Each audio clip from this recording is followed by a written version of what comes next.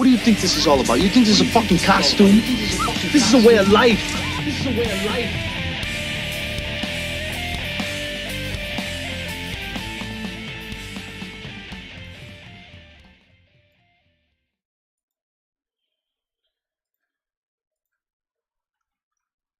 Hey Ballbusters, Bates here, your friend of mine, Ray Mungus, ready to escape from New Jersey on episode 6 of Way of Life Live.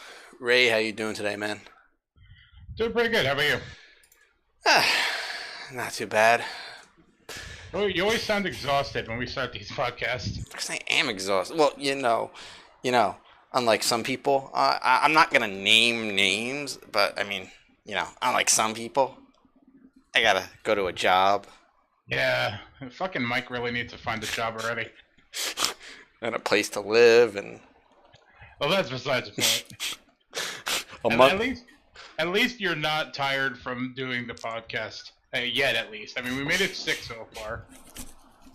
No, I'm not tired from doing the podcast. I mean, I actually want to do more during the week, but with my job and dealing with my personal life house shit and the Live Deliciously in Game YouTube stream, and now writing for our new website, Dead Entertainment, it's like I don't have time for anything else.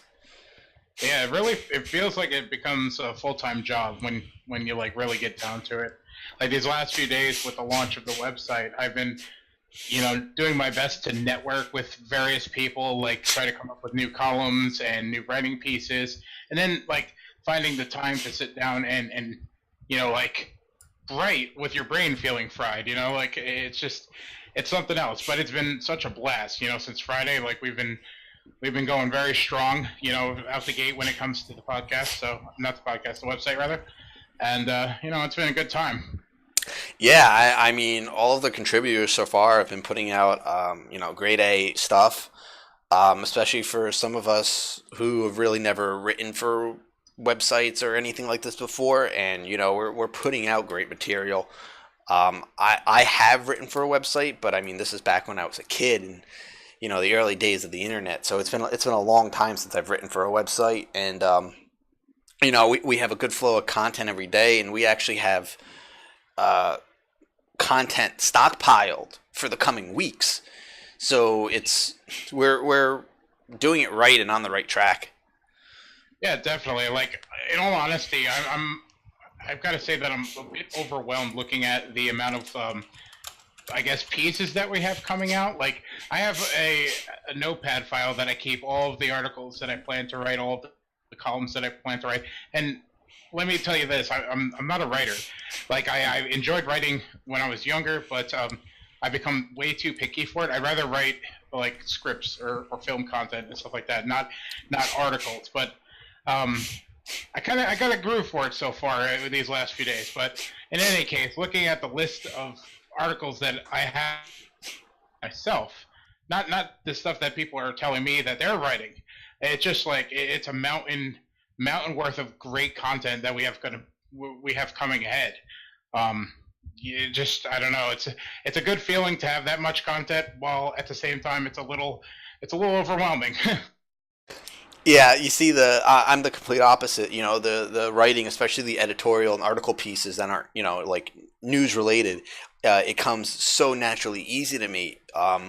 Growing up when I was in school, I hated school like any kid did, but when it came time to do some type of term paper or, any kind of report like that, it's where I shined brightest, man. Doing the, college reports and reports in high school, man, I put out some of the most intense stuff ever.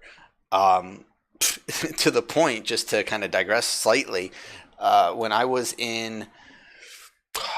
a senior, I wrote a report, the craziest report. I got to see if I can find it somewhere. I'd love to post it up on the website. I wrote a report on the Battle Royal book like the book the movie was based on. I did this insane social commentary report on that book, and it was so crazy and so well written that my idiot English teacher couldn't understand it and actually failed me on it because she couldn't understand it. I had to bring it to other English teachers that I had in previous years and had them read it because they were very competent, and I actually had to bring it up to like my guidance counselor and a couple of other higher ups on school to get the grade reversed because my teacher simply just didn't understand what I wrote. So writing for a website again, and as I said, I have written for a website before. Back in the early days of the internet, early 2000s, when I was still a kid, I wrote for probably the original horror website, Diabolical Dominion. That was a website that was founded back in 1998, and I just became friends with the owners of it, and they ended up giving me a writing position. I didn't get paid for it or anything, but it was still a way for me to get my writing out there, especially at such a young age. So it was pretty cool. So getting back into the groove of writing articles and stuff is it's motivating and inspiring. Yeah, same here. I never wrote for a website, but one thing I do at length is talk about horror. Like if we hang out, if like Bates and I hang out, or a bunch of our other friends hang out, we sit around and just debate it endlessly. And at this point, it's like my brother actually told me, who actually he's the guy that coded the website and came up with the name of the website and pretty much pulled all of us together.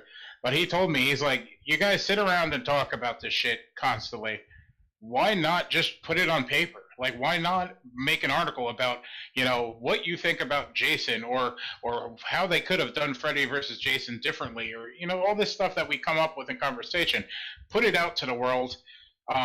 This way people actually see it, or, like they could be part of the conversation with it. And with the horror community so tight-knit, it just opens up this, like, big web of people that all feel the same way. They've got people that they talk to about this stuff, but nowhere to necessarily share it, or nowhere to relate to others that do. And we hope that this website kind of brings those people together through our writing, through writers that want to contribute. I mean, if you're listening to this right now and want to possibly contribute an article or a news piece, go to deadentertainment.com, cheap plug, and hit us up, contact us, and we'll see if we could get something of yours out there. It's this giant group effort to pull the community together and keep it going strong, So if you want to be part of it, you know where to find it. Yeah, you don't even have to say cheap plug. I've been plugging the site in the chat anyway, so. The question is, whose plug is cheaper? But yeah, I mean, we've already put out some great articles. A couple of my editorial pieces are slated to be released in the next 1 or 2 weeks.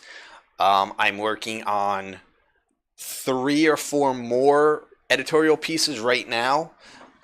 So it's we got content for quite a while, and I'm still turning out ideas, but I'm actively writing probably 3 or 4 new big editorial pieces for the site. So definitely keep an eye out for those. Keep an eye out for the ones I already have done that aren't posted yet. I don't know the dates. I think one is being posted either this weekend or early next week, and another one the following week. So definitely keep an eye out for that, and then just keep an eye out for all the news articles we post up. Yeah, for sure. We actually I just wanted to say before we deviated to another subject. We have a thing going, and I've talked about it in the last few episodes, and basically what it is a launch event. We started on December 1st on Friday, and the event's called Slash the Halls, which is 25 unique days of horror/holiday content. So I just wanted to quickly run over the days that we hit so far. The first day was a Slash the Halls Facebook giveaway, and that a lucky person could win a Fright Rags t-shirt of their choosing. The contest is extended till the 25th, and the winner is chosen on the 27th. Day 2 is a retrospective of Tommy Jarvis, Friday the 13th, Tommy Jarvis. It's written by our writer LB, who, like, I'm not even going to talk about the piece because you just have to go in and, you know, check it out yourself. It's such a fantastic look at the character. Day 3 is my review for Better Watch Out. I liked it. I really enjoyed it, but go read the review. The 4th day is the Twitter giveaway, which is a copy of Resident Evil 7 Gold Edition. Yeah, so just got to go follow our Twitter account at Dead End Site. We'll post it in the chat. Follow and retweet the post. Day 5 is the Chop Till You Drop holiday gift guide. You know, if you're going shopping and you have a horror person in your life, go buy it. And today we posted LB's other look into snowy horror video games. Like, if you want to get in that winter vibe early, you could go and read this article, and he has some great recommendations for you. Tomorrow I'm going to be posting, this is a little preview, a video and pseudo review on Jason Eisner's Treevenge, which is a great horror holiday short that, if you haven't seen it, to check out our website tomorrow and give it a watch, because it's an incredible short. Like Bates said, we have a ton of other things coming in the coming weeks, so hit up deadentertainment.com and check it all out. Yeah, without a doubt, man. If you guys are eligible, make sure you get into those contests. If you guys haven't entered in my contest, my giveaway on my gaming stream, I just posted that up in the chat. I'll plug it at the end of the show as well. But that's enough for our shameless cheap plugs. Let us go ahead and get into the meat and potatoes of tonight's episode. So we'll start off with some of the biggest news, but not surprising news of the last week, and that is Season 3 of Stranger Things getting the green light. Anyone who's seen the show knows this was coming, and anyone who is aware of the popularity of the show knows this was coming. This was not a surprise to anybody. Season 2 was again another massive hit. It was a great season. Despite a lot of fans hating one particular episode, and I think they're fools. They're all fools. Wait a second, hold on. Really? You liked the episode? Oh, I did. I thought... Oh, I expected you to not like it. I liked it too. Oh, no, I liked it a lot. I loved it because it was a break from the norm. All right? Because almost every other episode, even going back to Season 1, is very similar, but the formula works. So... continuing with the formula and then just kind of breaking out on that one particular episode worked because, first of all, you're not expecting it, and two, it's just like, whoa, okay, this is a breath of fresh air.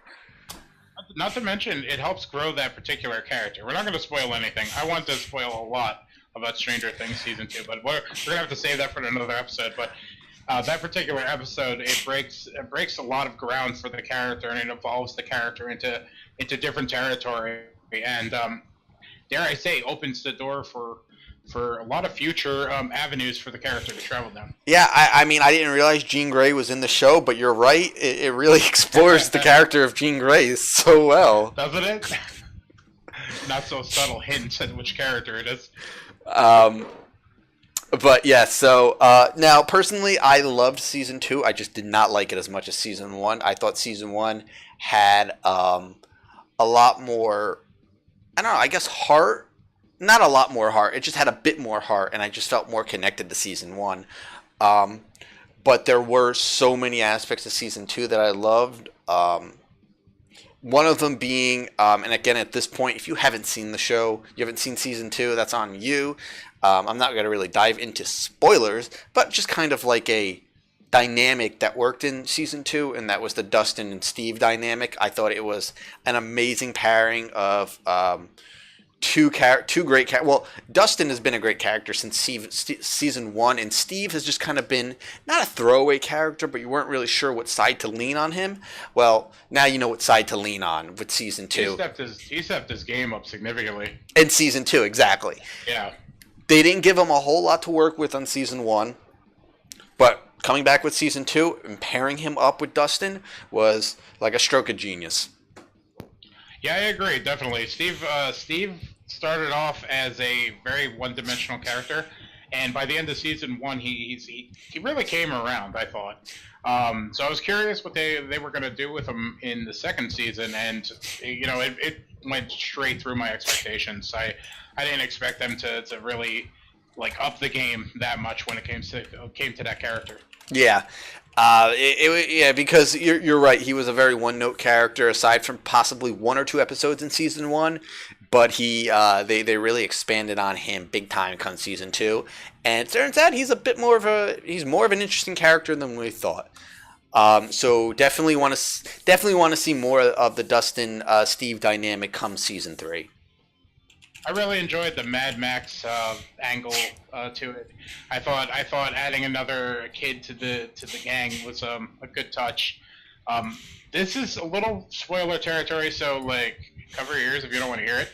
My biggest problem with season 2 was the route that they took with 11, and it felt like they took the character that we all loved from season 1 and they threw her as far away as possible and made her try to find her way back home. And sitting there watching everything unfold the way it did, it just, I wanted a little more from 11 and where she was going to go. Yeah, I think they kind of wrote themselves into a corner with her, and didn't know exactly where to go come season 2. I mean, they found a path. I don't think it was the exactly best path for her, but it definitely wasn't the worst. So hopefully they can find Balance. exactly, find balance for her in come season 3 and make it work. I like the jealousy angle she was playing for a couple episodes. I got that. And yeah, introducing the character of Max was good. I hope they don't introduce another character into the party. Yeah, I agree. It seems like it's full. Let me deviate for a second. I forget the older brother's Max's older brother's name, but is it just me, or could he play Mike in a Lost Boys remake? Like he reminds me of Michael so much in that movie. Yeah, I could. Maybe even a David too. Yeah, maybe. I don't know. Probably more like the Alex Winters character. Well, that's a long way down the totem pole. But let's not even bring up a Lost Boys remake saying, because somebody's gonna hear you and it's gonna happen, and then we're gonna have to kill you. Yeah, well, I mean, at this point, is it really gonna matter after what the thirst was? I mean, I didn't hate the sequels, but they definitely weren't the first one. Listen, let's not even talk about remaking a great movie, because that happens to be a topic a little bit later in the episode that we're going to get into, and I don't need to get my blood boiling yet. Yeah, well, there's a topic in our episode that will ultimately get your blood boiling anyway, and it also happens to be a remake. That's right. We have two of them tonight that might get our blood boiling. Alright, so moving on. So it's great. Season 3, Stranger Things, going to be coming. I don't know when. It's definitely not going to be next fall. I heard that they're shooting season 3 and 4 back to back. So that's going to be interesting to see where that lands when it comes to the release. Yeah, it's going to have to be 2019. 2019, yeah. So moving on, the next topic we have is Danielle Harris on being retconned out of the Halloween franchise. Now, this is a pretty new article and pretty new, I guess, interview of sorts, because I haven't even heard anything about it until earlier today. Anyone who doesn't know, Danielle Harris played Michael Myers' niece in Halloween 4 and 5. Now, Halloween 4 and 5 are not very good movies. It's like the biggest takeaway from those movies, in my opinion. Yes, definitely. Also, if you're not really sure who Danielle Harris is, if you've ever seen Don't Tell Mom the Babysitter's Dead, she played the youngest daughter in that movie. The tomboy who was on the baseball team, and she was just a dick to everybody. She was a great character. She's a great actress. She also appeared in Rob Zombie's Halloween. She played Annie. Yes. That she did. And she took over for, what's her name from Hatchet? I can't think of the original girl's name in Hatchet. I want to say Susie something. Let me look.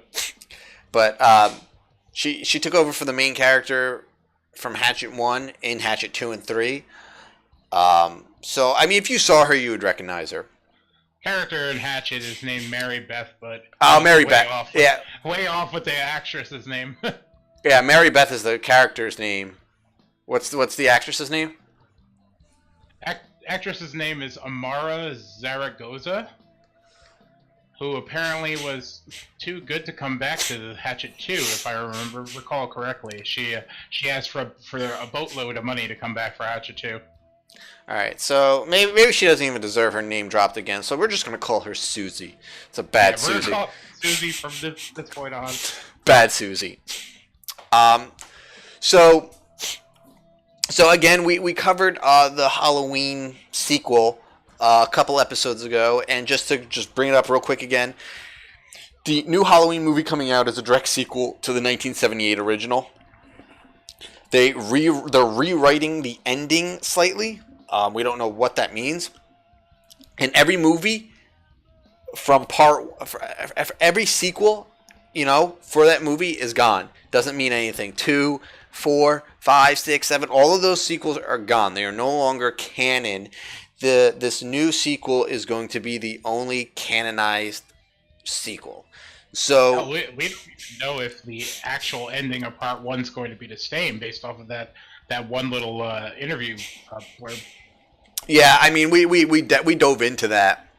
Yeah, I'm just saying it's crazy that they're taking all of that history and just wiping the slate clean. Yeah. So basically, as anyone could have guessed, Danielle Harris is saying she's just pretty bummed. I think what ended up happening was originally she had pitched Blumhouse about the inclusion of her character. Even if Halloween's 4 and 5 doesn't exist, maybe they could take the character of why am I forgetting the name? Jamie Lloyd, and include it in the new remake. And unfortunately, that pitch was shot down, and as a result, she's a little bit, a character like that you pretty much deal with and you grow up with, being like completely erased from the franchise. Anybody would be bummed out. So, well, you know what? At the end of the day, let's say this sequel. Obviously, this sequel is going to come out, and let's say it's a good sequel. Let's say they possibly make another one, like a direct sequel to this one. Well, we're gonna start getting. We're pretty much already into what I'd like to call chronologically fucking confused, because so you have the original movie, then you have the original sequel, and the following sequels. Obviously 3 is not a sequel. Anyone who's seen Halloween 3, they know that's a standalone movie. But a great one at that. Yes, fantastic movie. Tom Atkins, he should be president. No, that's another episode. Exactly. That's another episode. So you have obviously the Halloween sequel, Halloween 2, which I always thought was a great movie. You have Halloween 4, you have Halloween 5, you have Halloween 6, you have H2O, and Resurrection. And was there another one? I honestly don't think so. I think Resurrection is where it pretty much ended, and then the remake started. Alright, so you have those, and those are technically the original timeline. Then you have the remake, and then the remake sequel, and now they're going back and saying, alright, well, Halloween 2 through 8, yeah, those just didn't happen. Let's go ahead and make a new 2. And I have no problem with that, but, you're cutting out a great movie in Halloween 2. You know, I've always been my theory. You know, I've talked about this on the episodes before. My theory for Friday the 13th was always the same thing. Halloween, Friday the 13th, Part 1, Part 2, Part 3, Part 4. They're all amazing movies. You leave those alone, right? Make those the original timeline, and then cut out 5 through the rest, and make one more movie, and have that be the new Part 5 and end that franchise.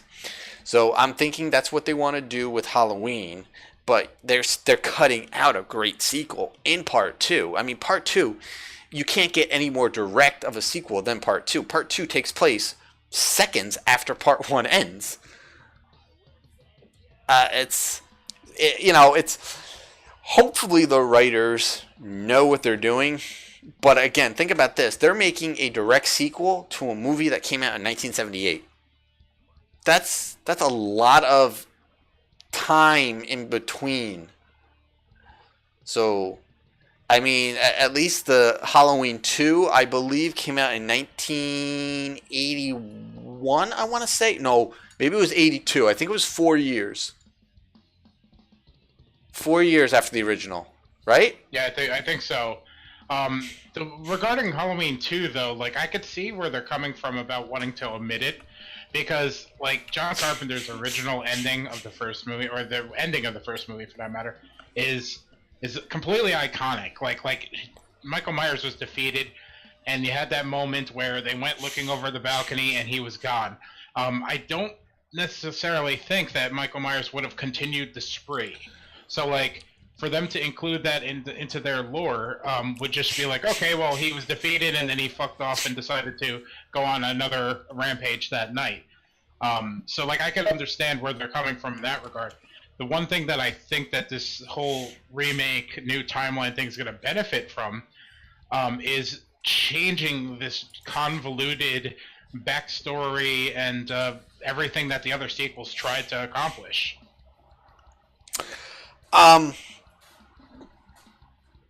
Yeah. I mean, let's face it, this is going to erase the Thorn stuff.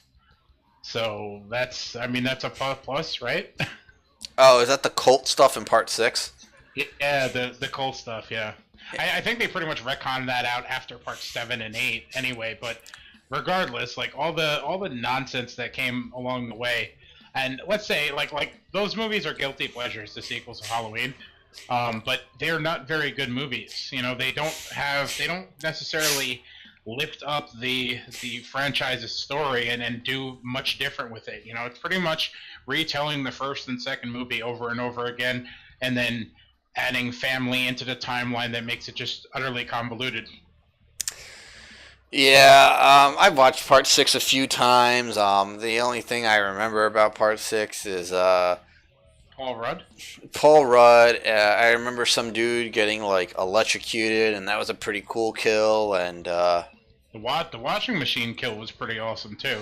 And I always love the kill when he's in the clothes and everything, and he, like, swings the axe and, like, the blood splatters. So such an awesome kill. Yeah, I remember the movie had some really good kills, but it was just like everything else about the movie was just instantly forgettable. Hospital spike kill. Why there was a random spike on the wall in the hospital is beyond me, but shoving a nurse's head through it is, you know, always okay in my book. Yeah, I'll agree on that one.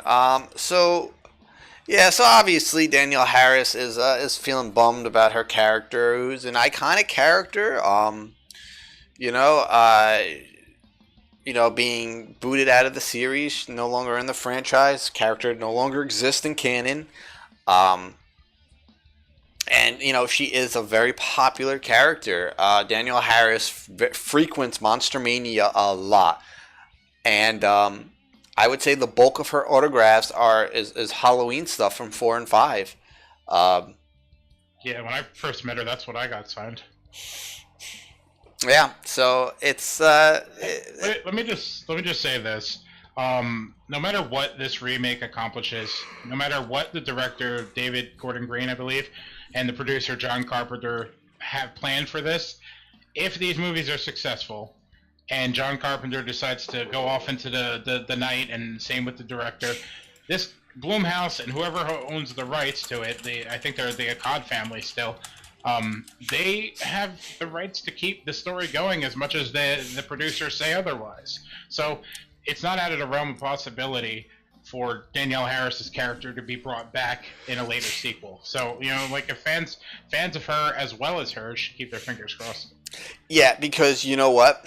I know Jamie Lee Curtis said this was going to be her last one, and let's say she lives and they do one more movie, which I think they should. This really, this really should be a 2-part movie. And if they wanna just print money and send fans into an absolute fucking frenzy, you bring Danielle Harris back in to play a new version of Jamie Lloyd, and you put her on screen with Jamie Lee Curtis. That's money, all right? Why is this not happening now? I agree. I think that's the route that they absolutely should go.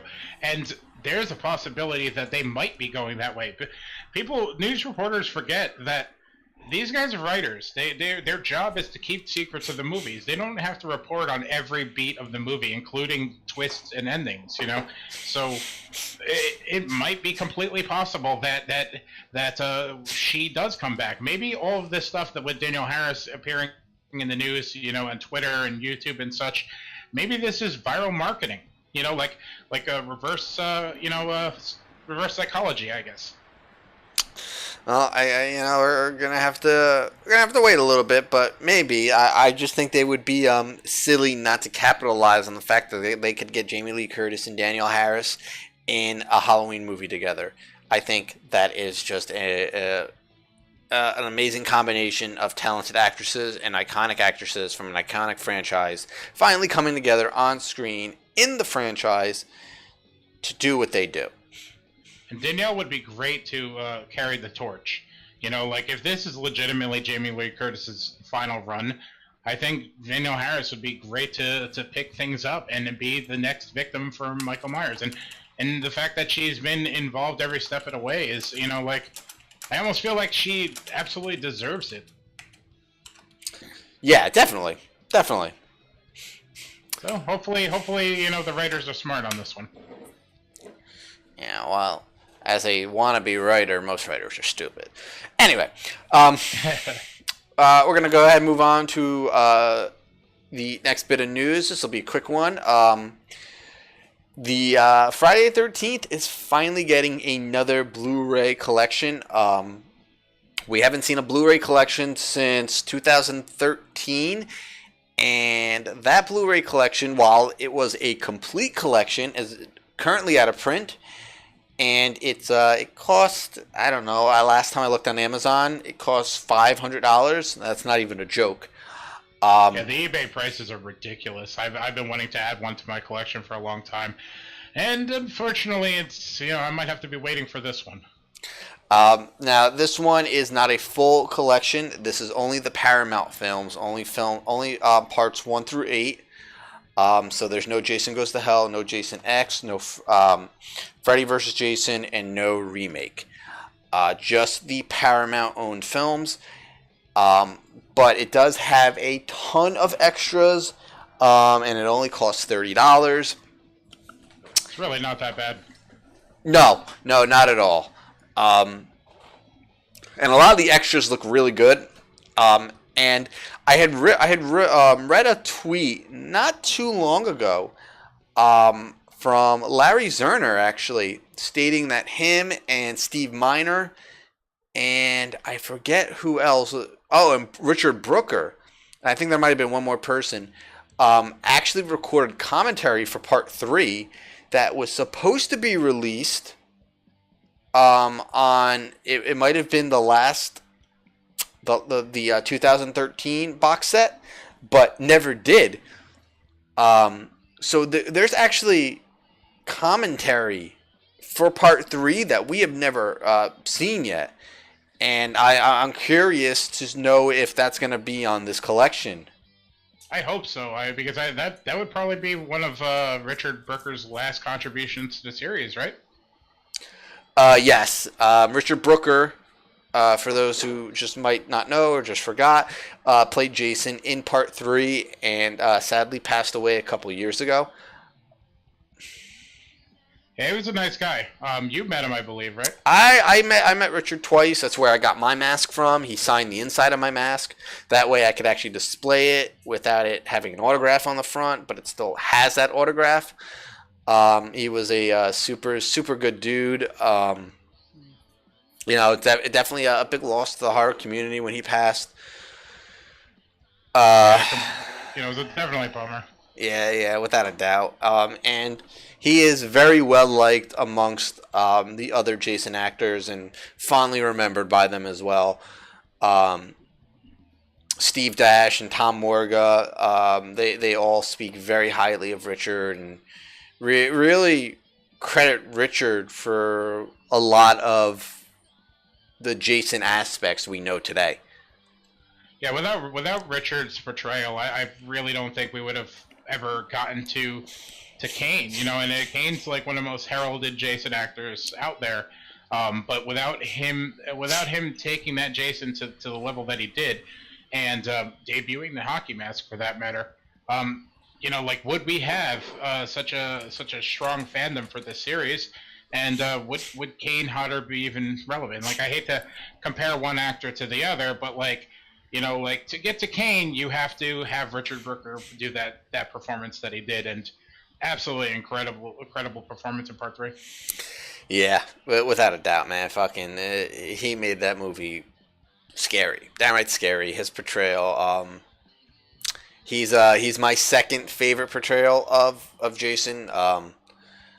And maybe we'll do just a big Friday the 13th episode, like a bonus episode one week, and we'll talk about our favorites from the series, because Friday the 13th, as anyone who's been to my streams knows, that's my franchise.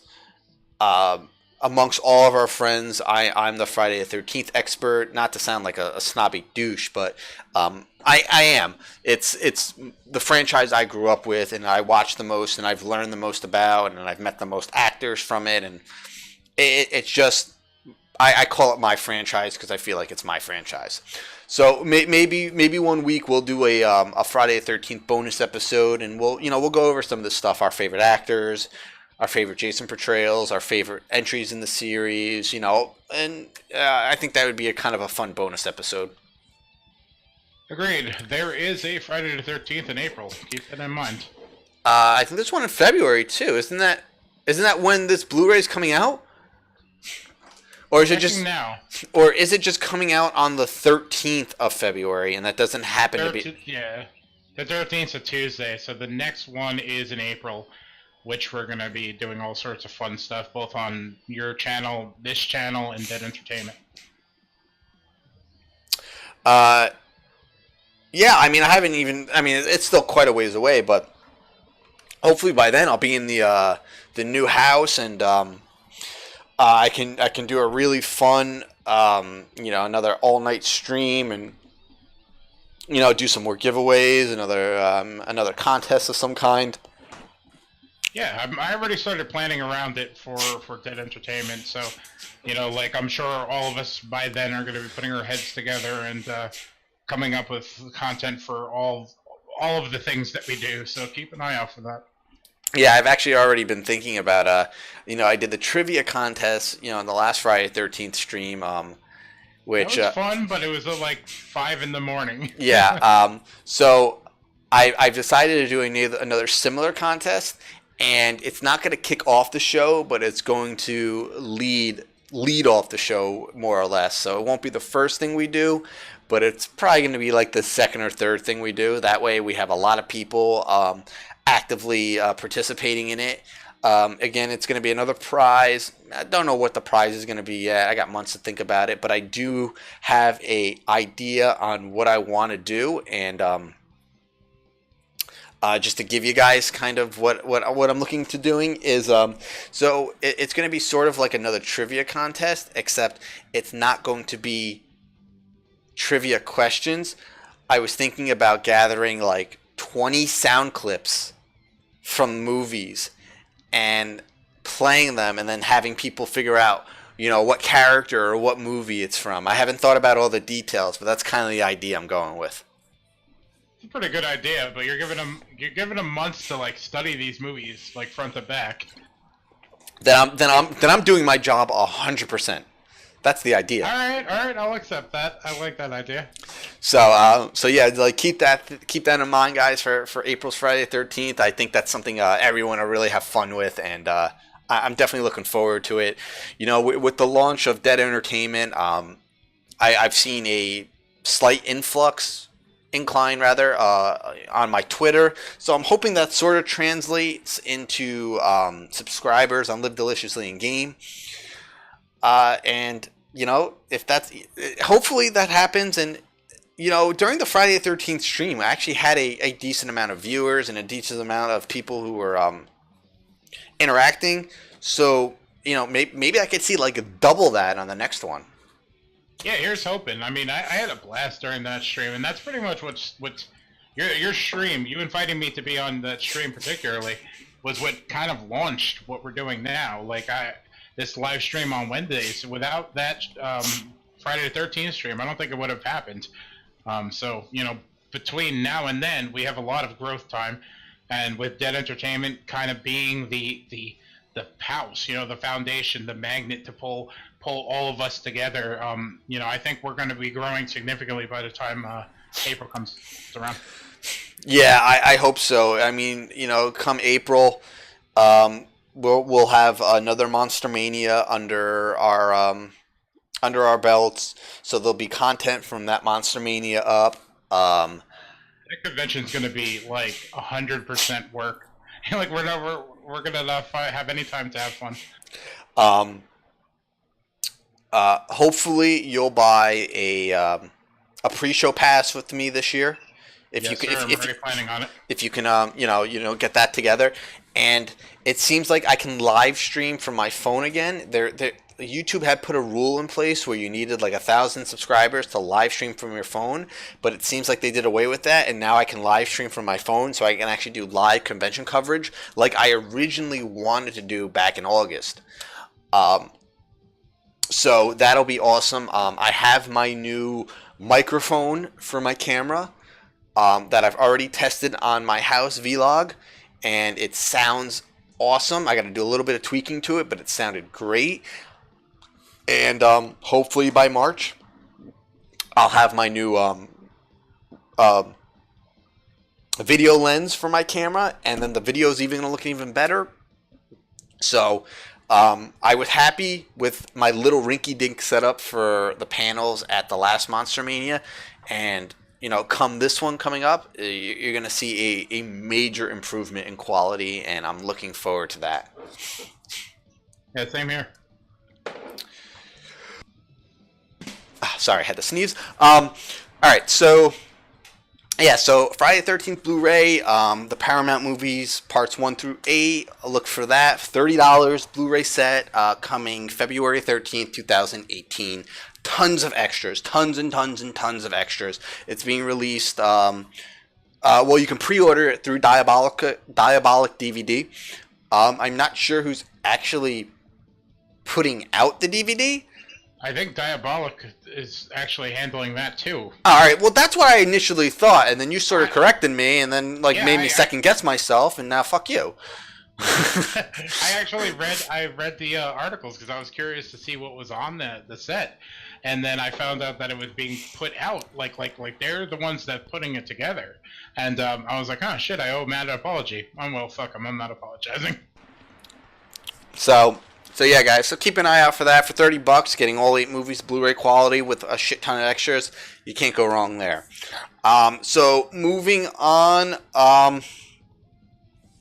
This next piece is not really news. It's just kind of like an overview, and it's going to tie into an editorial / review I have coming out on Dead Entertainment. Correction, came out. It's already on the site. I didn't even know. Damn. All right. I'm guessing you guys got shit down. It was posted earlier. I didn't even notice. Is it really? I gotta go fucking look. Should be the first one, unless somebody posted something else. We should put elevator music here. That's great. We're getting a 404. Oh, okay, no, there it is. Okay, it's up. So I'm gonna actually just go ahead and link that, and this is just gonna be a continuation. So I've wrote this piece that's in the chat. It's kind of a I'm calling it a state of the game for Friday the 13th, the game. So I've clocked in a ton of hours on this game. I'm actually going to look up right now exactly how many hours I have put into it. And 273 hours I have in this game right now. That's insane. All right, and that dates back from the release back in May. And I was also in the beta. And basically, this is kind of like where the game was and where it's at right now. So, since the release of the game in May up until right now, December, we have gotten a couple of big patches and big DLC updates, free updates too, which included one brand new map, 3 altered maps, the 3 original maps, but cut down in size. We've seen a brand new Jason model, a Jason skin for Part 3, and multiple gameplay mechanic updates and map updates. There's also been a massive nerf to Jason, which I, for one, was 100% for. A lot of people were against it because they think it made Jason just useless. I said it had to make you a better player as Jason. Well, that's why they would complain against it, because they were just chasing the entire thing and winning continuous matches. Now they actually had to get good. Yeah, I mean they a couple about a month or so ago they nerfed Jason's grab range, which was enormous. It was a massive cone. And if you were anywhere within this massive cone and Jason tried to grab you, he grabbed you. Now when Jason grabs you, he needs to be on top of you. All right, there's no more of this massive cone grab. And people were upset about that. And you know what? I said get good. Get good. All right? If you can't, without a doubt. If you can't fucking play with a mechanic that's more akin to real life, then fucking don't play the game, all right? And these are also the same people who would get mad if you as Jason hacked them to death with a weapon instead of trying to do a grab kill. You know what? It's the mechanic of the game. Fucking deal with it. Anyway, I'm not going to get into a rant into all that. I never understood why people get mad when when you chop kill. Like, that's most of Jason's kills. I don't know. They get mad because they probably had a pocket knife and you circumvented that pocket knife by not grabbing them. So, whatever. Oh, yeah. What did you say before? What was it, the 2 words? Get good, I think? Yeah. Get good. Get good. If you need a pocket knife to play the game, then don't play the game. Without a doubt. So we've seen a lot of updates and a lot of improvements, but there's still a ton of issues with the game. There's still a lot of bugs, a lot of glitches. Cheaters and troll players are still rampant. There's no way to report these players. The only way you can report these players is if you actually happen to have video footage proving that they were cheating, and then you have to send it to this email, which absolutely does nothing. I've sent them multiple emails with video proof because obviously all my streams are DVR'd, so there's recordings after the stream is over, and they're supposed to ban these players if you have concrete evidence that they were cheating. And I've sent them plenty, and I've taken notice of the people's accounts, and they're still playing the game. So, Gun and Elphonic, you know what? Fucking step up your game on that shit. I'm sending you cheaters who are ruining the game for other players, and you're not doing anything about it. And that's driving players away. When this game launched, it had easily 20,000 plus people on the servers at any given time. Right now on PC,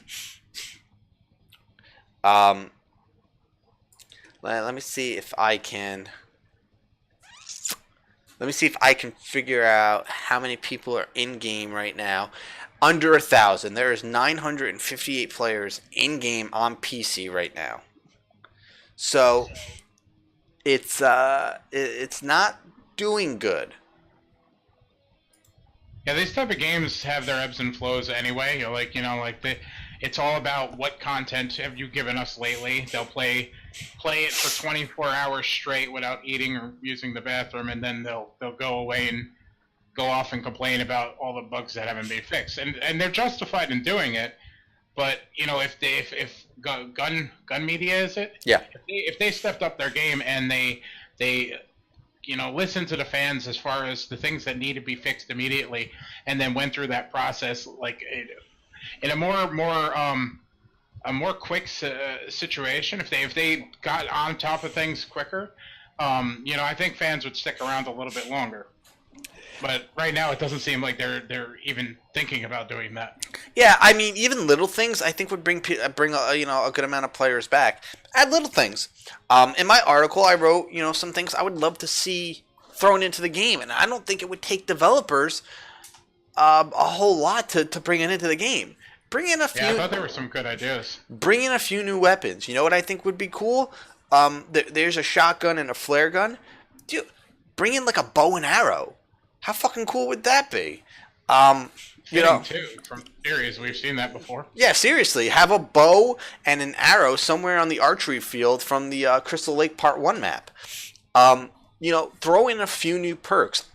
In my article, and I would love to see this, I would love to see a new perk that would give you a 4th item slot, or a perk that lets you hold a weapon and a car part at the same time. Just little things like this would completely change the gameplay. It doesn't seem like they're too difficult to accomplish these things. They have the technology; it's already there. Yeah, I mean, like a bow and arrow, it wouldn't even take all that much. I mean, you just have it the same aim mechanic as the shotgun. Just create a slightly new animation for it. I mean, that would be the only thing. You got to create a new animation of an arrow going into Jason. That's it. But yeah, you need to do these little updates. You got to give us these little freshening ups every once in a while just to keep things fresh. Otherwise, right now the game is very, very stale. We're getting a new game mode soon called Paranoia, and nobody's really sure what it's going to be. We all have theories, but we're not 100% sure. The description alone is exciting to me. Yeah, I mean, obviously a new game mode is going to bring players back, but just doing small updates, that adds a little thing here, a little thing there, that's gonna help too. Maybe a new vehicle escape. Right now, every map has 2 vehicles, whether it be a 4-seater car and a 2-seater car, or a 4-seater car and a 2-seater boat. Well, how about adding like a 1-seater motorcycle? That would be kind of cool. I like it. How about, even better yet, how about adding, and it's already in the maps, but obviously you can't interact with it. How about adding Ralph's bike? Maybe you got to find like a rim and a tire, or or the key. Maybe the bike is locked up, and you have to find the key to unlock the bike, and you have to fix it with a new tire or something, and then you can pedal your way out. That would be a lot of fun, and a great way to throw back to the original. There are such great ideas, and they're not capitalizing on it. Fans waited a long time for this game, and we got the game. And at the end of the day, it's the kind of game that all the fans wanted. And I don't want to say, Gunn and Elphonic are dropping the ball right now, but they're just not moving fast enough, and they're not changing things enough to keep fans engaged. And the game is, I'm not even going to say slowly dying, it's quickly dying. As I just said, there's only under 1,000 players on right now on PC. And, you give that another month. If we don't have a big update in another month, that's going to be down to like 600 players. Especially with Christmas. Christmas is going to bring a lot of new games to a lot of new people. And that is going to hurt the community of Friday the 13th. But it also might bring a new Friday the 13th to a lot of people as well. So, I mean... I don't know about that. Maybe a few... Drop the price for Christmas, and boom, you get some new people. So read that article. I'm just gonna kind of reiterate the end of that article. Right now, I'll recommend the game if it's on sale. If it's on sale, if you can find it for $20, I'd say pick it up. It's a fun game. It's got a bit of a learning curve, but overall it is fun. It's got a great atmosphere. There's a lot of great aspects about the game. If it's not on sale and you're on the fence about it, well, just go to the side of the fence where you're not buying it. Not until they add more content and fix a few more issues. You see it on sale, buy it. Overall, right now, I'd give the game about a 6.5. And as I said, it is enjoyable. I am still playing it. It's the main game I stream on my channel. But it may not be for long unless some things change on it. So. Well then, I bought it on sale when it was $20 in the Steam sale. Completely worth it. I personally just love the fact that we have a modern day Friday the 13th game. So like I'm easy to please. Like after logging close to 300 hours, I don't blame Bates over here for being a little down on the game. But definitely pick it up. But like if you're a fan or if it's on sale. Yeah. All right, so yeah, to read more, to understand more about how I feel about it, I posted the article up in chat, and you can also find the article on deadentertainment.com again. So check that out, and yeah, that's basically how I feel about the game right now. As I said, I'm still playing it, I'm still streaming it, but we just don't know for how long. I'm going to let you go ahead and take the next topic of discussion, since this is more your wheelhouse anyway. All right. The next one's going to be about Quentin Tarantino's new movie. It doesn't have a title right now, but press and everybody associated with the movie has been calling it number 9.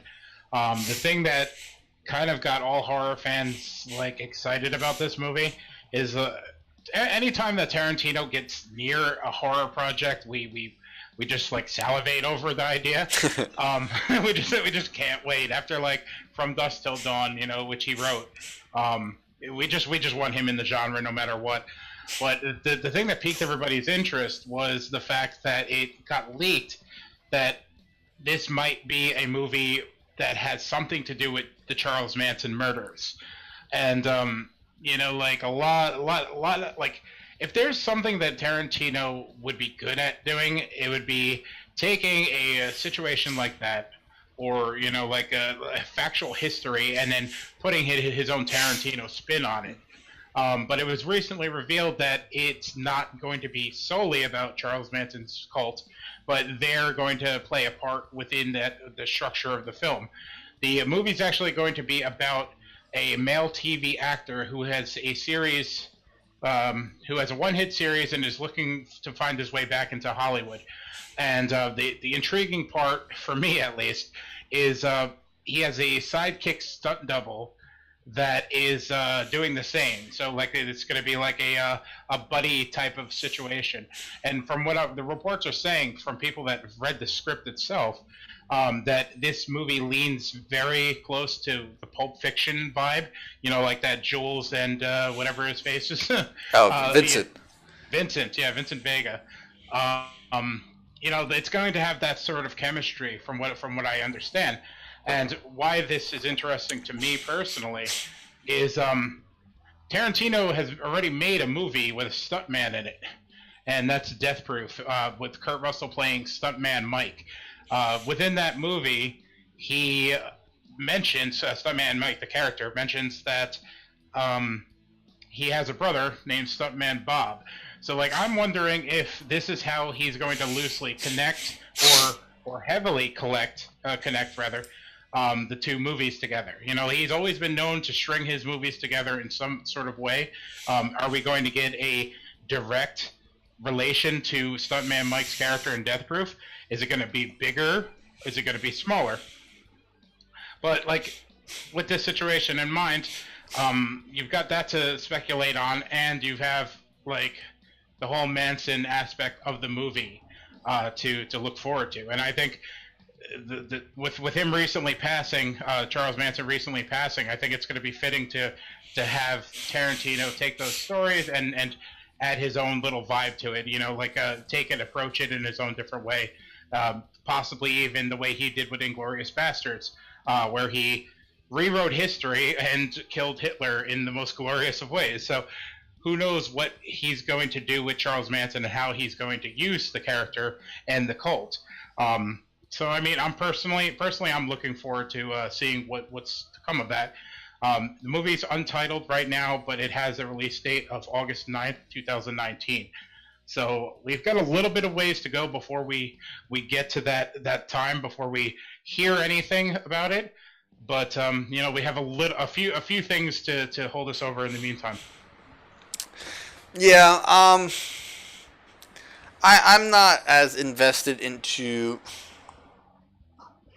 Tarantino movies as Ray is, or as a lot of other people are. I do like a good amount of them. I haven't liked many of his new ones, though. I do love Death Proof the most. That is my favorite Tarantino movie, and just overall, just one of my favorite movies ever. So, I mean, if it happens to have some type of connection to Death Proof, then I'm sure no matter what, I'm going to be on board with it. Yeah, same here. I'm on board for pretty much anything that guy makes. He's also announced he's working on a Star Trek movie with J.J. Abrams, and I'm not really a Star Trek guy. Like, I enjoyed the new movies for what they were, but sign me the fuck up if Tarantino's working on the Enterprise. Yeah, I'll pass on that one. It's all good. So a little bit of news on, you know, Tarantino's new movies. So that's cool. He's got, you know, he's a big, obviously got a big fan base, big following. So, you know, we'll watch that and see where that goes. Maybe we'll get some information in the next few months, some concrete information anyway. Yeah, definitely. So moving forward, we got a new Red Band trailer for the. Did you take your blood pressure medicine yet? Yeah. New Red Band trailer for Day of the Dead: BLOODLINE, and so this is a re-envisioning remake of George Romero's perfect masterpiece from 1985, Day of the Dead. Now, this particular topic is hits me right in the feels, all right? Because Day of the Dead is my all-time favorite horror movie. It's my all-time favorite zombie movie, all-time favorite just general horror movie. Love everything about the movie. I've met a couple of the actors from the movie. And I've already been let down once by a remake that I desperately wanted to love. The movie was remade back in, I don't know, 2007 maybe, 2008, with Mina Savari playing the character of playing the main character. And I'm a big Mina Savari fan. So, you know, I was like, oh my god, my favorite horror movies being remade with one of my favorite actresses. And oh god, it was awful. That good, huh? It was awful. And you know, to see see my girl Mina playing one of my all-time favorite characters in Sarah from the original, played by Laurie Cardille. It was just it was bad, and I don't understand who wrote this movie and who thought it was good. Yeah. You pretty much put me through that torture, and that's one thing I'll never forgive you for. For anyone who hasn't seen the first Day of the Dead remake, don't. But yes, that specifically that. But just also keep in mind, it has nothing to do with the original movie. The original movie takes place in an underground military bunker. All right. The remake takes place, I don't know, somewhere above ground, and has nothing to do with the original. And I don't even know. It hurts my head to think about how bad that movie was. So let's get off that movie, because we're not talking about that movie. We're talking about Day of the Dead Bloodlines, the new remake. There's some good news, too, about it, based off the trailer.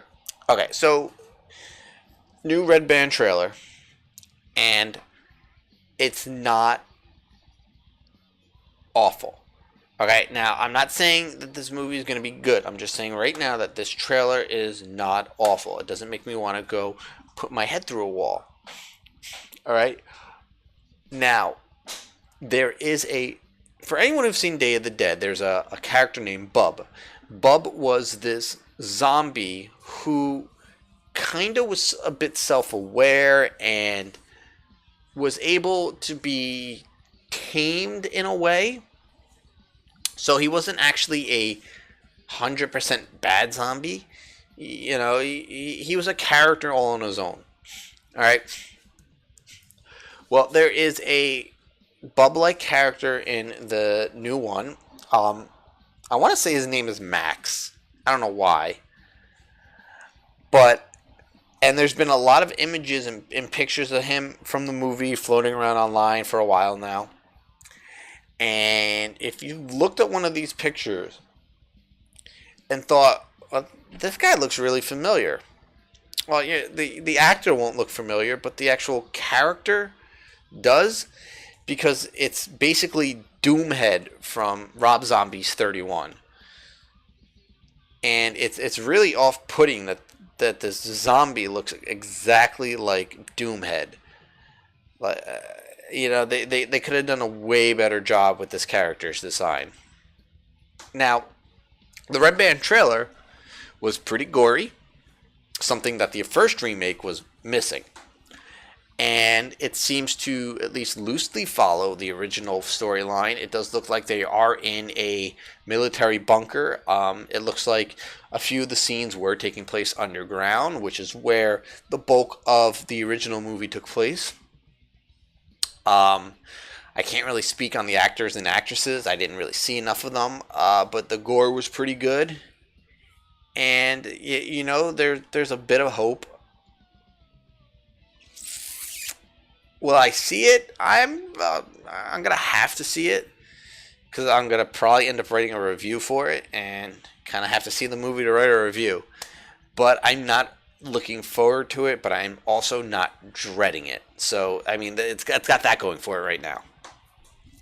I'm cautiously optimistic. I've seen posters, I've seen screenshots, I've seen pictures of Bub, or Max, as you got right. Is that his name? Yeah, it was Max. I looked it up. But I've seen all this stuff, and it didn't. Maybe it was because I was untrusting of the first remake, but it just didn't grab me whatsoever. I have zero interest in it until today. I think I even told you in our chat together that why must you put me through the torture of having to watch the trailer for tonight's show. So I sat and took the 2-3 minutes for the trailer, and I was shocked that it seemed to, pretty much cover the basic ground of the original Day of the Dead, which, the previous Day of the Dead movies, Contagion and whatever, I guess their remake, they didn't even touch upon for the most part. The thing that, shocked me the most about the trailer was that it was bloody, It was very action-packed. It wasn't a typical military zombie type of movie. It seemed to have a little more substance than you would expect out of that type of story. The biggest part for me is it seems to take place at a time where there are still people living in this military base that aren't just military. There's shots in it of children and like average-looking people in the trailer. So it makes me wonder if we're going to get a time jump, or are they just basically scaling back the original Day of the Dead concept to include, you know, families that are still alive and ultimately more zombie fodder, you know, more zombie food, essentially. It has some promise, you know, like I'm shocked to say that it doesn't look horrible. It could look a hell of a lot worse. But like Bates said here, I'm ultimately going to have to check it out. Now, aside from my disdain for how the character of Max looks, I did have one other problem with the trailer, and it was something I was hoping the movie wouldn't have, and it does have. And I'm going to let you take a guess on what that is. CGI? No, I expect that now, so. Rhodes. A guy that looks like Rhodes, or trying to be Rhodes. Nobody can be Rhodes. Agreed. Nobody can be Rhodes. That's. So I'm wrong there. No, you're 100% wrong there.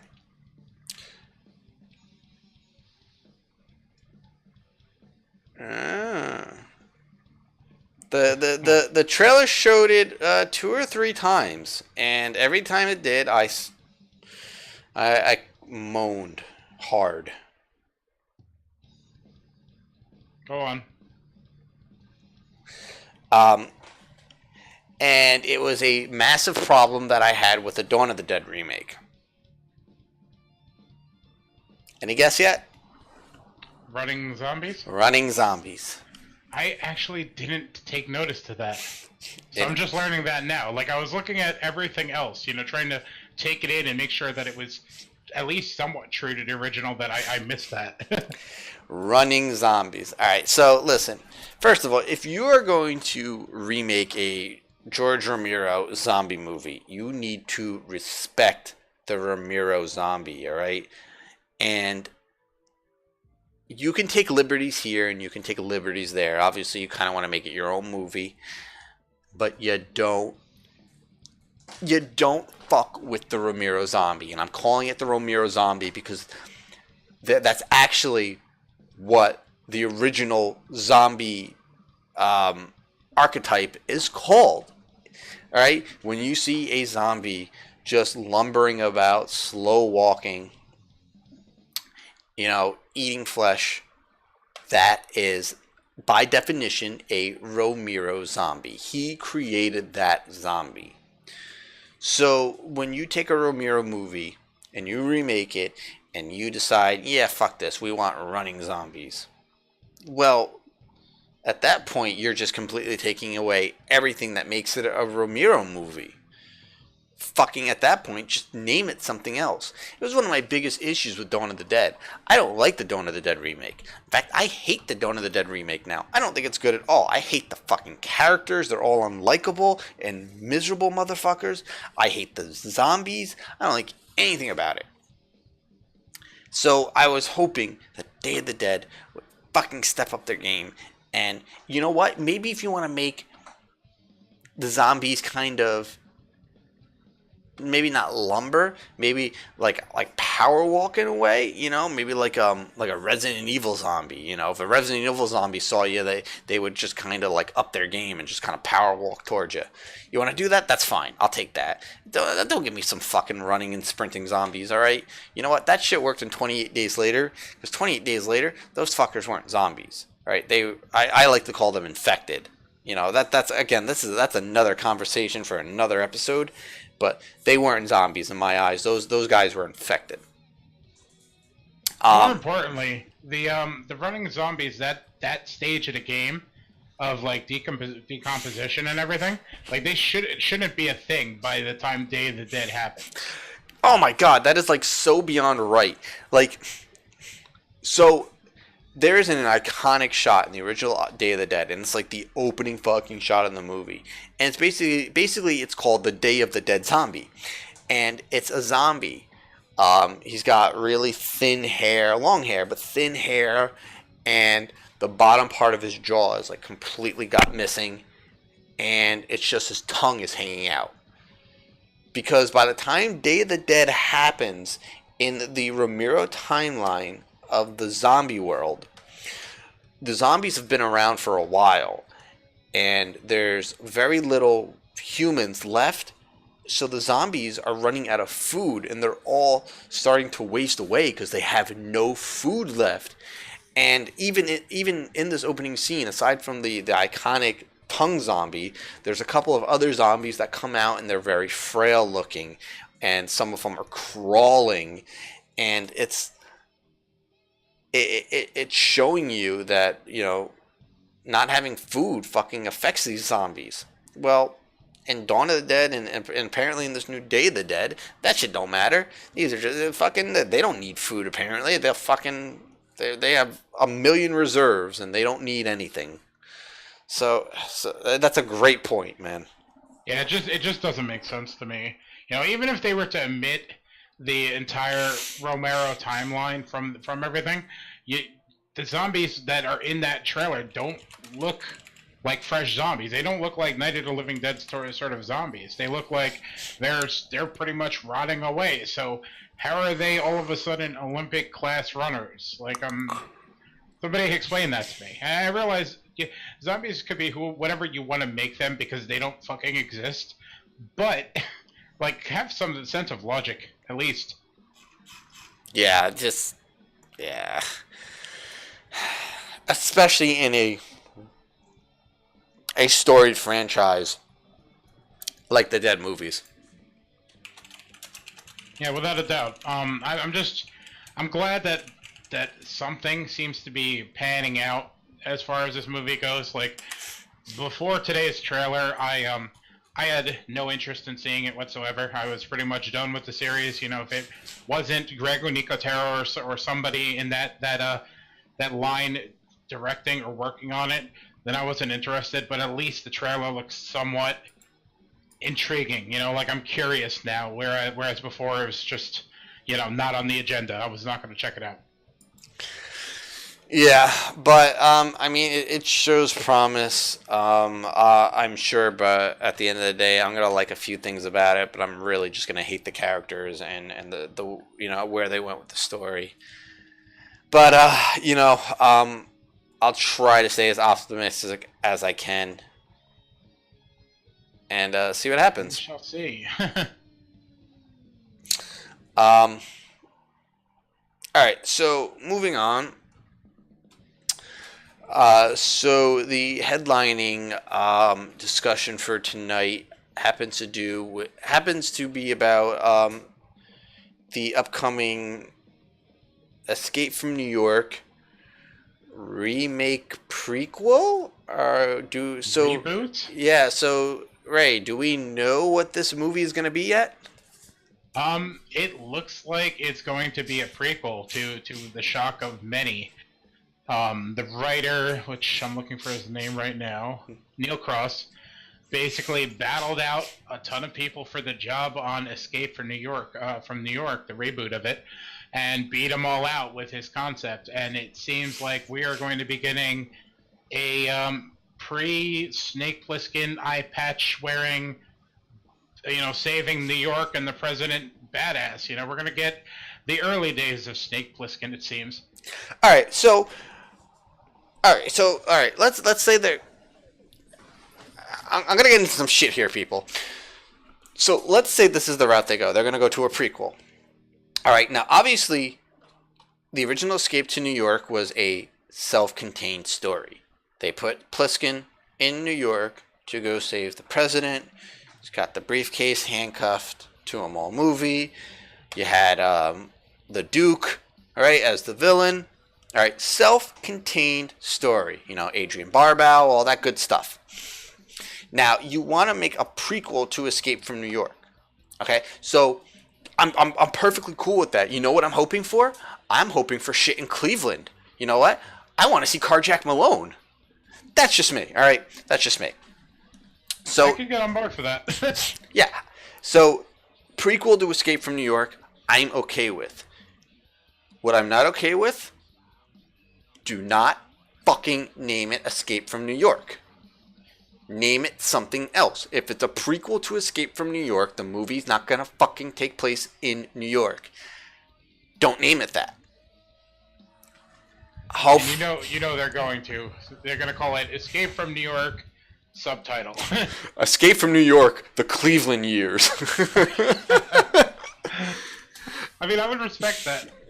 I get it. They want to use the Escape from New York name to obviously market it and sell the tickets and make the money. But do you really need to have New York in the title? Like, you could, like our episode, Escape from New Jersey, you know, like, it works. You can put fucking anything. Escape from Turtleback Zoo, you know? Fucking, yeah, just, if it's a prequel and it's not really taking place in New York, and from the way I see it, it can't take place in New York. It can't. New York was a self-contained story, all right? Call it Escape from Cleveland, or, you know, the Snake Plissken stories, or Snake Plissken tales, or, you know, something along those lines. Just don't call it Escape from New York if it's not Escape from New York. Seriously, throw as much money at an idea guy to come up with a better title.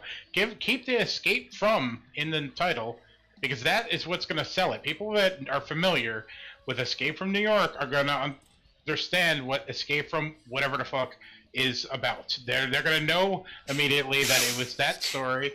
People that are unfamiliar don't even know the title. So, like, what does it matter? Yeah, or even go like I remember when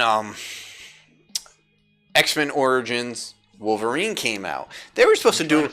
Yeah, I get it. They were supposed to do a bunch of those movies. They were supposed to do X-Men Origins was supposed to be a new line of X-Men movies. They were supposed to do a Magneto movie, I believe a Professor X movie. They were supposed to do a bunch of these characters in this X-Men Origins, you know, kind of series. So maybe go that route. Name it Snake Plissken, Escape from Cleveland. You know, or just It's smart. You're gonna make it a prequel, but you want to also keep it. You know, you want people to know that it's an escape movie. You know, with the Snake Plissken character. I get it. Just tweak it a bit. All right. Don't lie to fans and call it Escape from New York and it's a prequel, because that doesn't make sense. Fans, I'm a fan and I'm revolting right now with that shit. Don't fucking do it. Don't do it. All right. Now, obviously, nobody from the movie is gonna watch this and listen to me, but I don't care. Just don't fucking do it. Don't lie to fans. All right. I want to see Escape from Cleveland. I want to see a pre-Hershey Carjack Malone. You are really on a tangent with that, aren't you? I am. And you want to know what? It was funny because it was sort of brought up in a How Did This Get Made episode when they did Escape from L.A. Great episode. And if you know what, I'm gonna plug them. If you've never heard of How Did This Get Made podcast, you know, pause right now. Go on iTunes and download it. It's like one of the funniest fucking podcasts ever.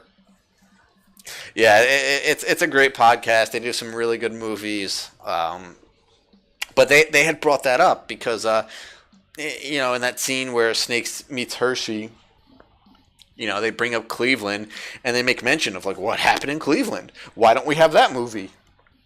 Yeah, Jason Mantzoukas, right? Yeah. Oh God, that was a great episode. But yeah, I do want to see what happens in Cleveland. Yeah, I'm sure they could make it pretty kick-ass too. Yeah, I mean they could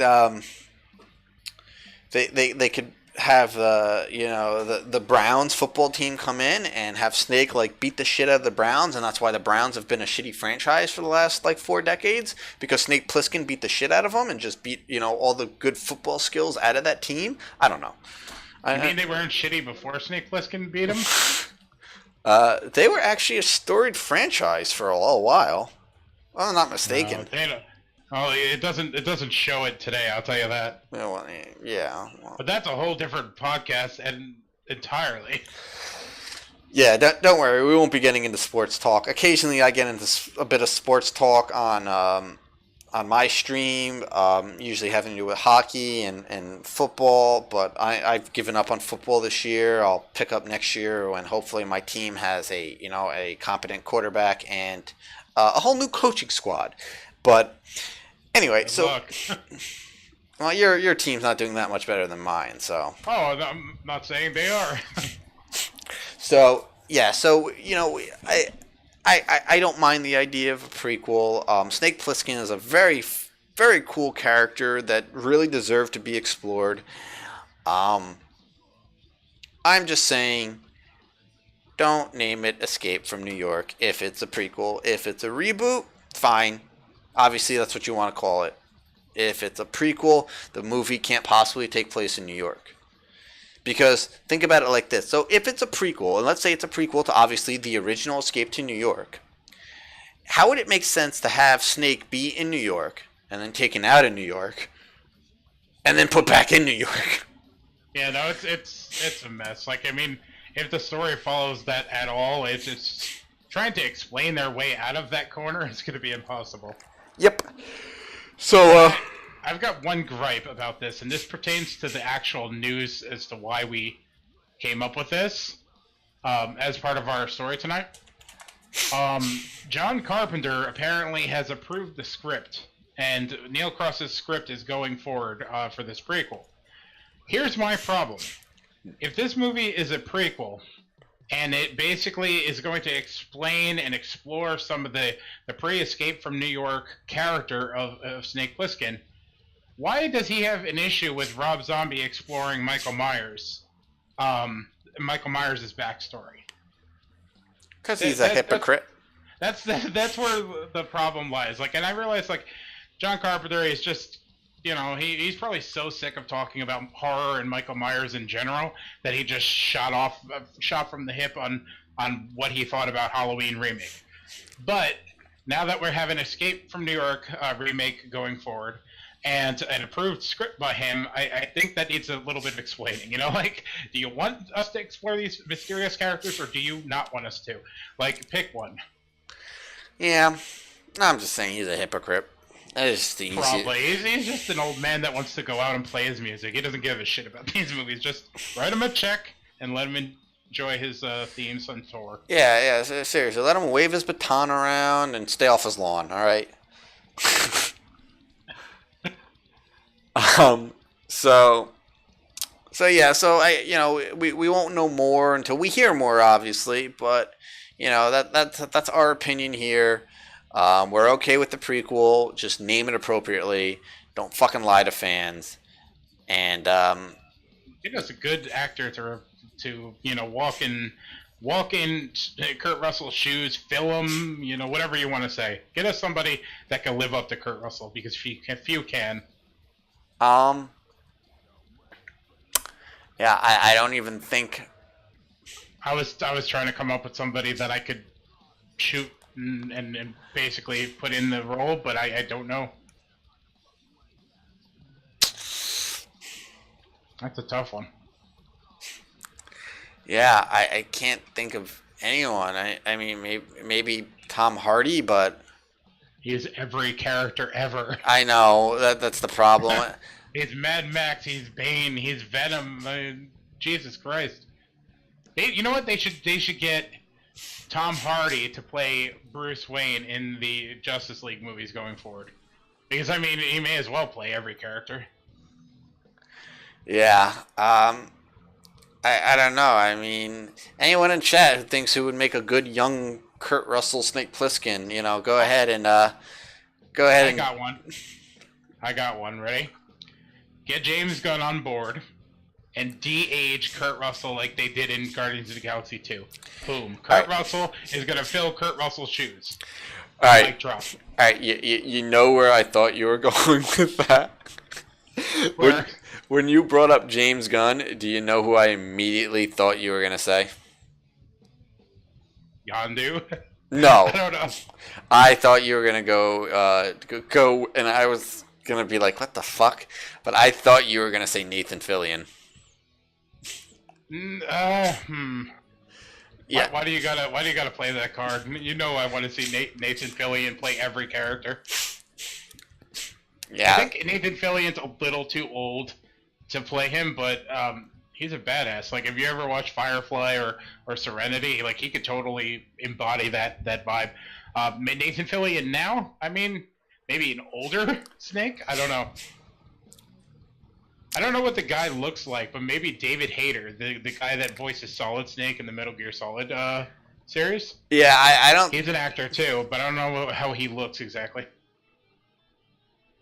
Yeah, I'm not sure. But, well, you know what? I'm sure we're going to get casting news in the next few months. So, you know, let's hope they're inspired with their casting decision. More importantly, let's hope it's not The Rock. Yeah, I will riot. I'm rioting just at the fact that they've considered or they've hired The Rock to play Jack Burton in a Big Trouble in Little China remake. No. I love The Rock, don't get me wrong, but I definitely don't see him even coming close to Kurt Russell in a remake of that. No. No. Fucking, if you could just see my face on stream right now, it's just like of utter like just. So if you ever want to piss Bates off, just bring up The Rock playing one of his favorite characters. Like tell him in the new Friday the 13th movie, The Rock's gonna play Jason without the mask. Like, you know what? Now, Kurt Russell was a badass in Big Trouble in Little China, but he also had that goofy, campy edge, and I don't get that from The Rock. Despite all the awful, campy movies he's been in, I still don't get it. You know who I would get that from? Who's that? Kurt Russell? Chris Pratt. I can see that. It's not terrible. I just thought of. I just had somebody else in mind, and it fucking slipped out of my mind. I was thinking, you know, Chris Pratt could be a really good Jack Burton, or oh my God, who I just had somebody else. More elevator music here. This is pissing me off because I fucking had them, and I don't know. Maybe it'll come to me in a minute, but yeah, I could see Chris Pratt really pulling off a character like that. Yeah, and Lord knows he has the clout these days to do it. You know, like with him being basically in everything. I think he'd definitely be able to pull it off, and he's got the charm factor to it too. I could even see possibly, this isn't who I was thinking of, but even Hugh Jackman could definitely pull off something like that. That's not a bad idea, considering he's done with the X-Men series. And I mean, the guy looks better than he did when he started the X-Men movie, so like a slight de-aging of Hugh Jackman, and he would work perfectly. I don't know if Kurt Russell's tall or not. Hugh Jackman's huge. Yeah, but I mean, it's a remake. It's not like they gotta worry about any kind of continuity. You know, it's really messed up in my head. Like, I'm picturing Hugh Jackman with that Kurt Russell haircut, and it's like, it's fucking with me, man. And the trucker hat and the guinea pig. Exactly. Oh my God, that's horrible. Or like, what's worse is like picturing Wolverine's head on Jack Burton's body. Yeah, no, I mean, it's definitely somebody I could see, like playing the role and doing a good job with it. Way better than what the fucking Rock would do, in my opinion. Yeah, I wish I remembered who the other person was I was thinking of, but maybe on another episode I'll remember. Yeah, we're definitely gonna be diving back into this, you know, as we get news. So. Yeah. So to just kind of wrap up on the last bit of news. Funny that we were talking about comic characters. So the only bit of comic news we're tackling this week is the Avengers Infinity War trailer absolutely destroyed the most watched trailer record with 230 million views in 24 hours. I think it smashed the record by like 30 plus million views. Yeah, at least that. And I think the original record holder was It, right? You know, I had it. I saw it not too long ago. I think it was in the top 5. I thought it took over the Fast and the Furious record. I think they had something along the lines of like 190 something million. Yeah, so you're right. It was at number 1 with 197 million, and Avengers: Infinity War blew it away with 230 million. And before that, it had destroyed the Fate of the Furious. Yeah, and that's in 24 hours. And if you go over and check the trailer, you're going to see significantly less numbers on there. Those are unique views. You've got like millions of people watching this countless times. Like, I know Bates was at work and had to have watched it like 30 times at least. Yeah, a lot more than that. Probably like double that. While I was preparing the episode last week for the podcast, I had it on kind of a loop because I'm a Marvel fan through and through, so that was like Christmas time for me. I get 2 Christmases this year. So just to kind of throw some more shade at DC, because that's just the kind of dick I am. And I know you were going to. But it's staying on topic of the trailers. So in the top 20 most viewed trailers in the first 24 hours, yeah, there's not one DC movie. And, yeah, I'm not surprised. And I'm just going to count this real quick. There's 1, 2, 3, 4, 5, 6 Marvel movies. I feel like we were on Sesame Street for a second there, like we were teaching a lesson. Like get the count going, count many Marvel movies. So yeah, there's 7 Marvel movies, and then like 4 Star Wars movies. Force Awakens trailer, teaser 2, Force Awakens. Yeah, Force Awakens, 3 Force Awakens trailers, and The Last Jedi. Yeah, that's pretty much expected. I think that the DC would have their trailers up there had they not gotten off on the wrong foot and had they not continued to walk on that wrong foot for as long as they did. All right, no, hang on, I'm sorry about that. There's 5.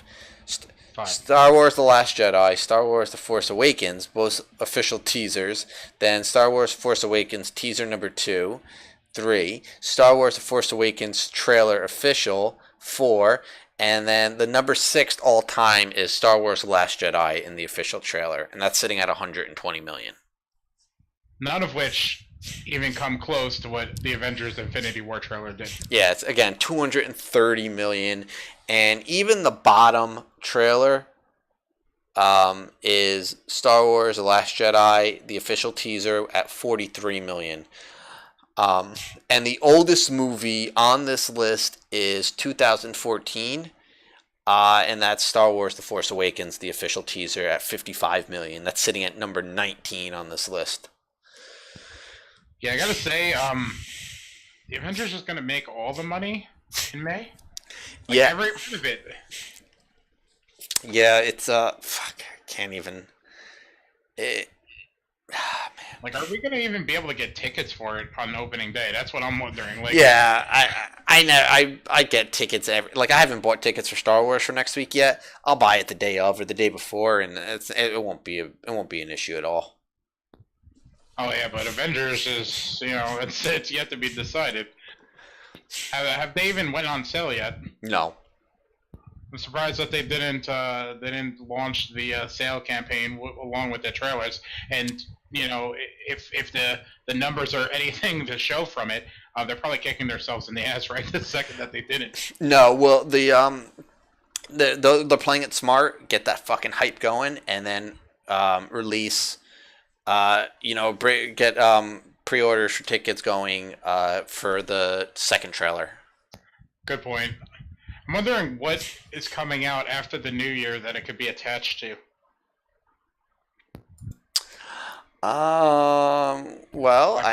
Black Panther coming out in February, so that's 2 months away. That's 2 months away, so yeah. Yeah, I could get on board for that. Definitely, man. I agree. So yeah, huge win for Marvel all around. Yep. So we're gonna just end it there, because if I start throwing more shade at DC, then we're gonna get into a few more comic topics, and we're already 2 hours into this episode, or we're about 2 hours in.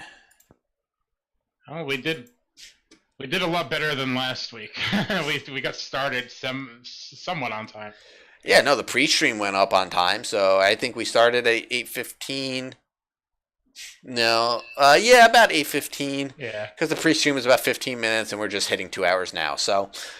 That's good. If there's any new people that have watched this or tuned in, just so you know, like we do our best to try to get on here on time, but sometimes it doesn't always work out. So you could pretty much expect us to go live between 8 o'clock and 8:30 when it comes to this podcast.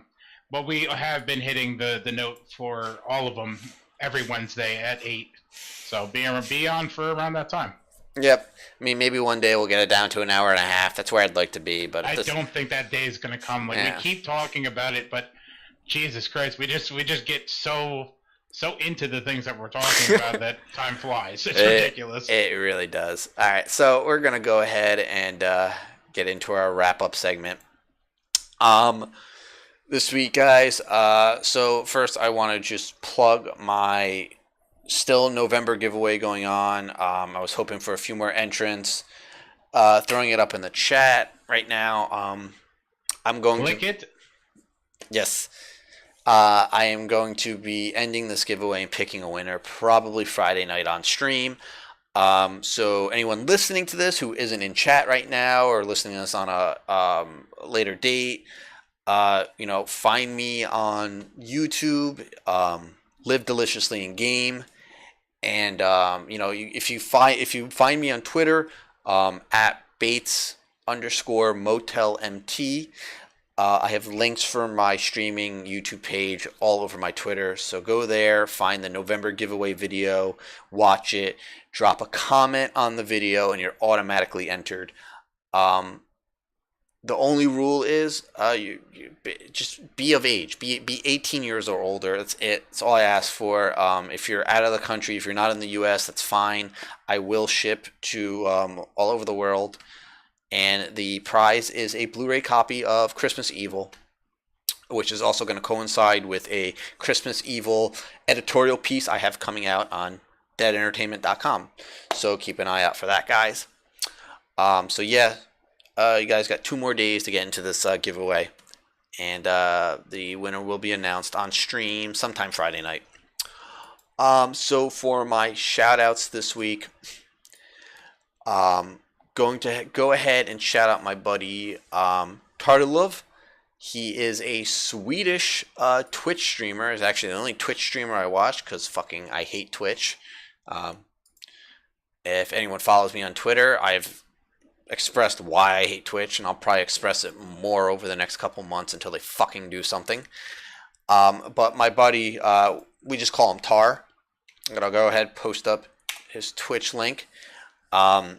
Basically, it's twitch.tv/TARDULV.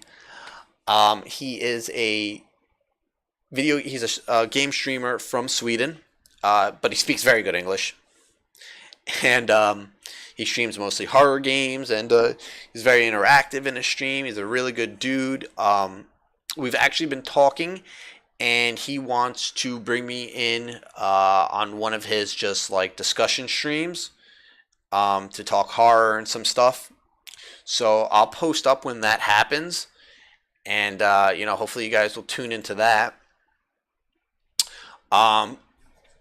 Also, going to plug a couple of my Twitter buddies. So go ahead and post these up in the chat. Follow these people, please. Do it for me. At Kim Fall, KIMFAUL, at Horror Movie Barbecue, Horror Movie BBQ, at Max Fishers, that's MAXFISCHERS,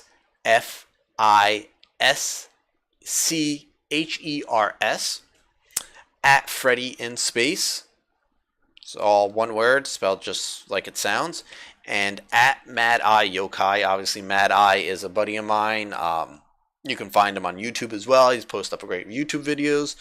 But follow all these people on Twitter. If they have YouTubes, find their YouTubes. Follow them there. And yeah, all great accounts to follow. They post some great content, some great tweets. And if you guys like following me on Twitter, you'll love following them. So definitely follow them. And that about does it. Obviously, you know, Fright Rags. We always got to give a shout out to Fright Rags. We've been longtime supporters of theirs. You know, we're doing a giveaway with them, and if you don't have any of their merchandise, fucking get on the ball and throw some money at them. And again, one more plug for denentertainment.com. Go read our stuff.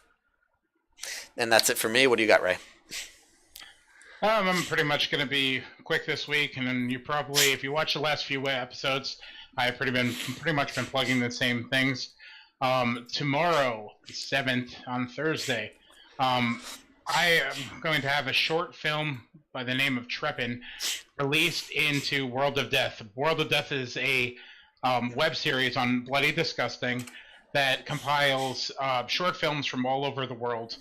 And I think it was like 2010 I made this film, and they contacted us to be a part of this World of Death. At the time, they were looking to do Blu-rays, DVDs, and I believe they did. But it has turned into a bigger monster where Bloody Disgusting picked up the series, and they show the short films on their YouTube channel. So my YouTube, my short film is going to be premiering tomorrow on their channel. As far as I know, you know, my buddy has been handling the details back and forth, but as far as I know, it's going to be up tomorrow on their episode of World of Death. So be sure to go over to bloodydisgusting.com, their YouTube channel, and you know, check it out if you want, and you know, let us know what you think. The other thing that I wanted to give a shout out to, I guess, is the giveaways that Dead Entertainment has going right now.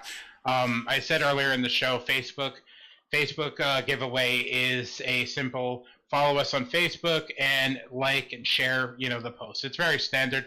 It's currently pinned to our Facebook page. So go to deadentertainment.com to get to our Facebook page. The winner of that is going to be receiving a Fright Rags t-shirt of their choosing. Check out the rules, the general rules that apply to it, and you know, sign up for it. The winner is going to be chosen the 27th of December. The other giveaway that we have is a Twitter giveaway, which is a simple follow us on Twitter and retweet the tweet, which is also pinned to our Twitter account. The winner of that will be receiving a Resident Evil 7 Gold Edition for either PlayStation 4 or Xbox 360. I personally wanted to include the PC version, but it's a little bit of a pain to sort that out. Maybe we'll be able to make it work for whoever wins it, but right now it's just PlayStation 4, Xbox not even 360, Xbox One, my bad. So go to our website, deadentertainment.com, and sign up for both of them. And while you're there, check out some of the content we have and we'll have in the coming months. Lastly, I wanted to give a quick shout out to a local person, you know, somebody that promotes local Jersey horror, whether they're filmmakers, writers, websites, authors, whatever you want to call it. His Twitter account is @JerseyHorror. If you're not local to New Jersey, it's still worth following him because he shares so much amazing things that happen in the community in the tri-state area. Things that you may not have been, you know, like aware of. if you lived outside of the area. So give him a follow. I'm going to post the Twitter account in chat, and give him a follow and check out the things he shares. That'll do it for me. Awesome. Just one more thing. We're hoping to have more pre-recorded content up for Way of Life really soon. Just with so much shit going on in our lives, and now the holidays going on, and obviously our original recording space, my basement, burned down. So we've had to put off a lot of that, the pre-recorded shows we've been wanting to do. But just don't fret about it. We still have them planned. We're still working them out, and we'll hopefully have that stuff going pretty soon. Let me cut you off real quick. I didn't talk to you about it, but I spoke to Really? Rebel Anthony, and it looks like we might be getting Metal Beer Horror off the ground a lot sooner than we thought. I spoke with him yesterday, and he's going to be allowing us to record temporarily in his house, set up a set for our pre-recorded content, and we might be hitting the ground running very soon on that. So keep an eye out on our Twitter accounts as well as Dead Entertainment, because what Way of Life Network is essentially a sister account of Dead Entertainment, and vice versa. We're all working together in this, so we're going to have plenty of things coming up for you guys to check out. Oh, glad I'm the last to know there. I forgot. I've been writing a lot of shit the last few days. Yeah, I got it. All right. Well, so there you go, guys. So hopefully we'll have some of that content up sooner than later. Don't want to make any promises because I don't know, but we have all the ideas in our head, and it's just a matter of us getting together, sitting down for a couple hours, and banging out a couple of shows. Hopefully the lenses I have for my camera for recording purposes is going to be okay, but for the most part, these are going to be very more or less audio-based shows. So just keep that in mind too. You got anything else to add before we sign off? Yeah, just wanted to tell you guys that you should go to our Twitter account, which is @WayOfLifeNet, and visit us on Facebook, facebook.com /WayOfLifeNet. You can follow me on Twitter @Ray Mungus, and you can find Bates and I writing on deadentertainment.com every day. So, yep. All right, guys. I probably will be streaming on my channel after the show ends, so you can go ahead, swing over to Live Deliciously in Game. I'll probably just be streaming for about an hour and a half of Friday the 13th tonight. So thank you guys again for tuning in. If you're listening live, thank you for listening to us. If you're listening to the recorded version that's up later in the night, or downloading the podcast on iTunes, thank you guys so much. We appreciate any support, and just anybody just listening to us fucking endlessly ramble on. So yeah, that's gonna do it for us tonight on this episode. Just want to thank everybody one more time, and guys, just remember. What do you think this is all about? You think this is a fucking costume? This is a way of life. This is a way of life.